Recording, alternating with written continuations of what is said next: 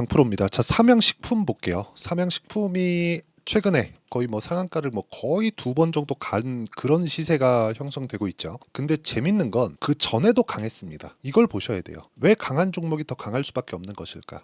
그리고 삼양식품은 성장성에 대한 부분을 인정을 받고 있는 겁니다. 요거는 이게 맞다 저게 틀리다가 아니라 시장에서 실제 일어나고 있는 일이에요. 이걸 보셔야 돼요. 삼양식품의 지금 시가총액은 4조 600억입니다. 자, 실제 내용을 보여드릴게요.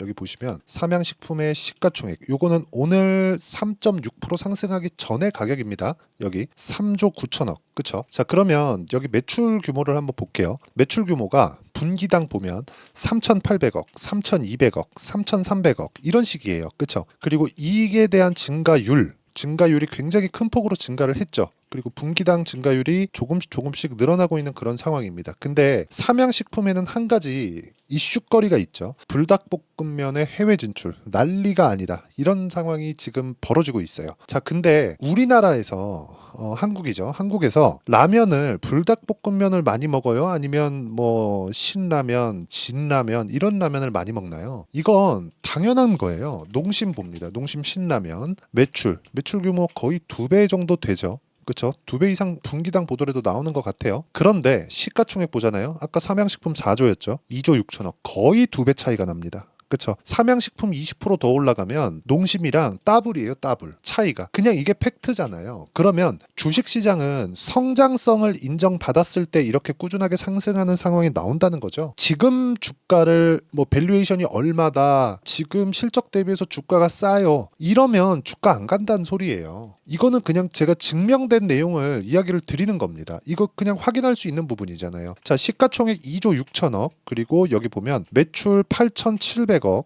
그쵸? 그러면 여기서 삼양식품 어때요? 매출 반토막 그쵸? 4천억 안 되죠? 그리고 시가총액은 농심보다 비싸요. 그럼 삼양식품은 뭐예요? 비싼 주식이잖아요. 비싼 주식이 어떻게 된다고? 더 간다고요. 자, 우리가 성장에 대한 그 성장성에 대한 부분을 이해를 다른 방면으로 한번 하셨으면 좋겠습니다. 제가 계속해서 이야기를 드리는 것도 그것 때문이고 성장성에 대한 부분을 이해를 하지 못하면 주식시장은 진짜 어려워질 수밖에 없다는 점을 반드시 기억을 해 두셔야 됩니다. 자, 보세요. 어떻게 우리가 이 가격대에 대해서 판단을 하는지 보겠습니다.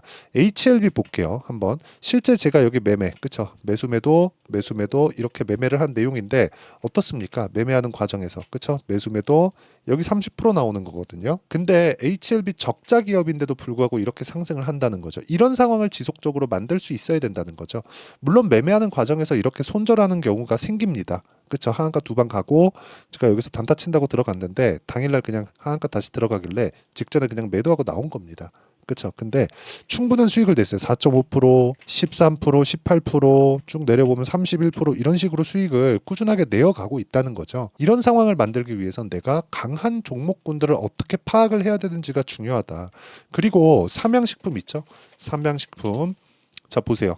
오늘 매수에 들어갔습니다. 저는 이거 제 개인 계좌입니다. 그리고 이런 부분을 내가 계속해서 만들어갈 수 있다는 건 가격에 대한 판단, 이해가 되어 있기 때문이다. 그리고 이 내용에 대한 부분을 여기 소통방에서 제가 다 공유를 하고 있습니다. 자, 여기 보시면 오늘 같은 경우에 한국 화장품 제조 시장가 매수 8시 50분 이렇게 진행이 된 내용이 있는데 한국 화장품 제조 자, 내용 보시면 어때요? 신고가 구간에서 매매를 했고 오늘 가볍게 치고 나오는 뭐 그 정도의 상황이 나왔다는 거죠. 그쵸? 근데 신고가 구간에 매매를 했다는 점이 중요합니다. 밑에 세보 MSC 같은 경우에 보면 보세요. 어때요? 제가 전에도 매수했고 이거 뭐 지난 금요일이죠. 금요일 날도 매수했는데 금요일 날 상승한 폭이 보세요. 거의 한 5% 정도 종가가 나왔습니다. 그리고 오늘 또 매수를 들어갔다는 거죠. 뭐 내일 떨어지면 그냥 매도하고 나오면 되는 거니까 이런 식의 상황을 지속적으로 만들어야 된다는 거죠. 그리고 지금 매매하는데 종목이 조금 없어요. 종목이 없는 그런 구간에 있기 때문에 우리가 강한 쪽으로 더 집중을 해야 되는 그럴 때다. 시장이 나쁘진 않지만 좋지도 않은 그런 상황이 벌어지고 있기 때문에 우리가 매매하는 과정에서 꾸준하게 수익을 내기 위한 조건은 주식 투자의 기준을 찾자. 그 기준이 그쵸? 올라가는 종목에 대해서 내가 가격을 어떻게 잡아야 되는지 그 내용에 대해서 파악하는 게 중요하고, 이런 부분이 100% 맞다 그렇게 이야기를 드리는 게 아닙니다. 올라가는 종목들이 어떻게 올라갔는지 제가 근거를 계속해서 제시를 해드리고 있는 거고, 그래서 삼양식품을 보면서 우리가 공부를 할 수 있는 그런 상황을 만들었으면 좋겠습니다. 그리고 그 내용을 제가 여기 소통방에서 어떤 식으로 실전에 적용시킬 수 있는지를 같이 그쵸 고민해 보자는 의미에서 다 공유를 해드리고 있으니까 구독과 좋아요 눌러주시고요. 상단에 있는 전화번호로 구독 또는 10억이라고 문자 보내주시면 제가 여기 소통방 입장 링크를 순차적으로 공유를 해드리도록 하겠습니다. 자, 어떤 식으로 제가 매매 진행하는지 그 내용을 다 공개를 했잖아요.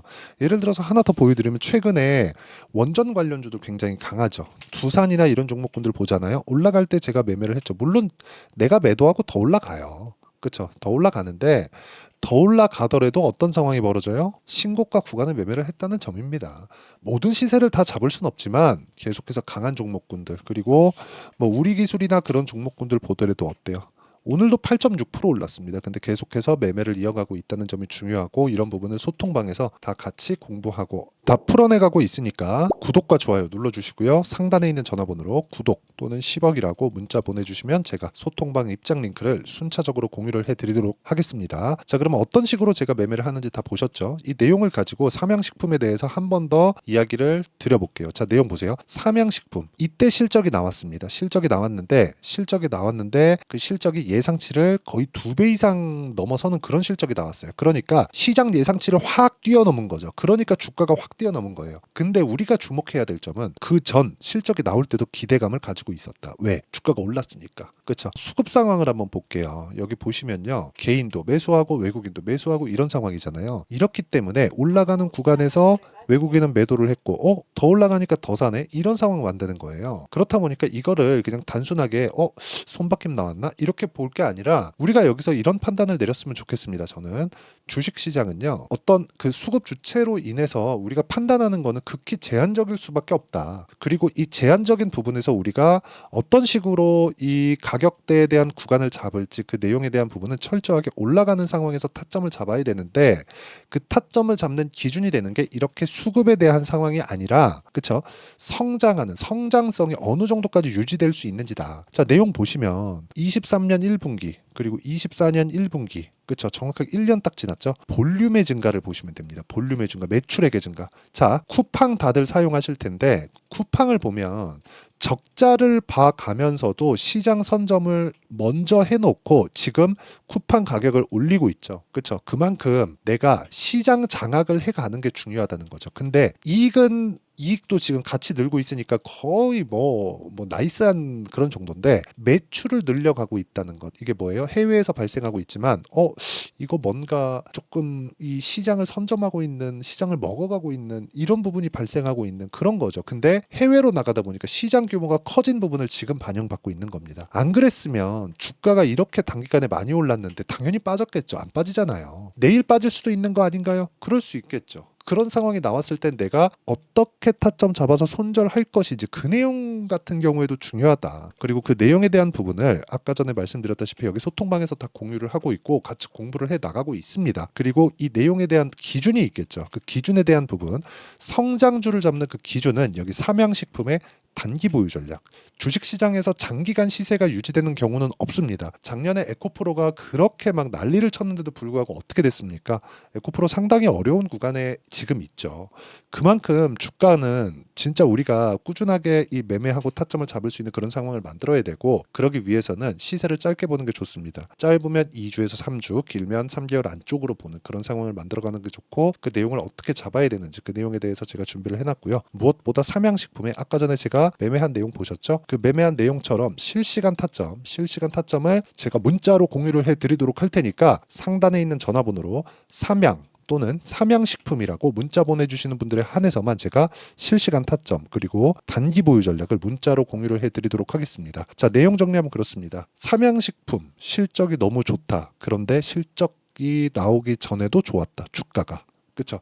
이런 부분을 우리는 눈으로 확인할 수 있다. 그러면 가격이 먼저 반영하기 때문에 우리가 이 가격이 반영하는 구간에서 먼저 가격대를 어떻게 잡아야 될지 그런 부분을 한번 파악해 보자. 이런 부분을 어떻게 이해하고 어떻게 판단해야 될지를 제가 다 이해를 시켜드리도록 할 테니까 영상 끝까지 시청하시고요. 모든 분들이 성공 투자하셨으면 참 좋겠습니다. 자, 24년도가 돼도 여전히 시장은 녹록지 못합니다. 이런 상황이 벌어지는 건 어쩔 수 없습니다. 이런 상황에서도 수익이 나는 종목들의 구조는 변하지 않습니다. 즉 대시세 종목에 대한 구조는 변하지 않는다는 거고, 실제 제가 소통방에서 지속적으로 이야기를 드리고 있는 내용도 대시세 종목이나 시장 주도주를 공략하는 건 철저하게 가격 분석을 하라고 이야기를 드리고, 가격 분석 이후에는 이슈에 대한 파악, 그리고 이슈를 파악하고 나서는 다시 내가 얼마에 매수할지 그 타점에 대한 부분을 지속적으로 언급을 하고 있습니다.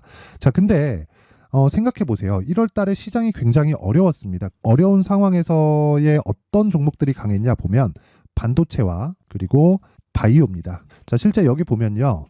HLB에 제가 실제 매매한 내용을 띄워놓고 보여드리고 있는데 1월 22일부터 매매를 시작해서 4일 동안 31%의 수익 마감이 됐고요. 그리고 여전히 신고가 종목입니다. 자, 그리고 그 다음 어보브 반도체, 이름을 보시다시피 반도체 종목이죠. 그리고 AI 반도체는 지속적으로 강세를 보이고 있습니다. 이 종목도 신고가를 먼저 달성한 이후에 제가 21%의 단기간에 21%의 큰 수익을 내고 마감이 됐습니다. 다시 재공략을 준비하고 있고, 이런 부분은 소통방에서 다 공유를 해드립니다. 자, 그리고 그 다음 코세스. 자, 코세스 같은 종목도 당연히 그쵸, 신고가 종목이고요. 그리고 반도체 종목입니다. 이 종목도 영업일 기준에서 이틀 동안 대략 한 15%의 수익 마감이 됐습니다.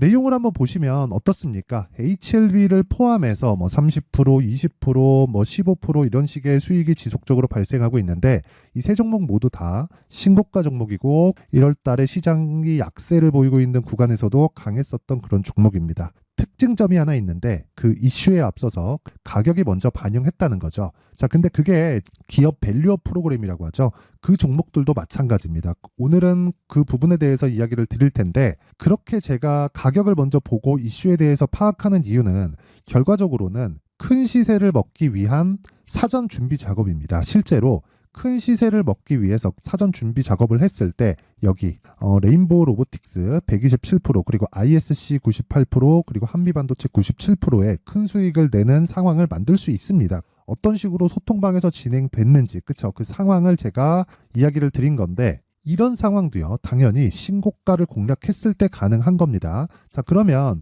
이번에도 마찬가지입니다. 그쵸? 정부 주도의 코리아 디스카운트 해소 방안이 2월 달에 발표를 하고요. 그리고 2월 달에 발표된 내용을 토대로 주가가 움직이는 게 아니라 이미 움직인 내용이 있죠. 실제 이 내용은 크게 중요한 게 아니라는 겁니다. 실제 움직인 내용을 보면, 자, 기아차입니다. 실제로 12월 달에 신고가를 만들어 놓고 정부에서 입김을 불어 넣으니까 순식간에 기아차를 포함해서 현대차 같은 거대 기업들의 주가가 2주도 채 되지 않아서 40% 정도의 큰 시세를 냅니다. 자, 그러면 우리는 어떤 종목을 봐야 될까요? 이슈를 파악해야 되는 것도 맞지만 철저하게 가격에 맞춰서 매매를 해야 되는 게 당연히 중요합니다. 정부가 주도하는 정책 방향이 있겠죠. 그 방향에 맞춰서 우리가 종목을 찾을 필요가 있다. 자, 그러면 답이 나왔습니다. 정부가 주도하는 방향에 맞춰서 제2의 기아차를 찾는 게 지금은 중요하다. 근데 정부 정책의 방향에 맞게 가자. 그랬을 때 앞서서 제가 보여드렸었던 내용인 여기 레인보우 로보틱스 127%, 그리고 ISC 98%, 그리고 한미반도체 97%와 같은 수익을 낼 수 있습니다. 물론 시간에 대한 부분은 최소 2주의 시간이 필요하고요. 그리고 최장 3개월 안에 끝내야 됩니다.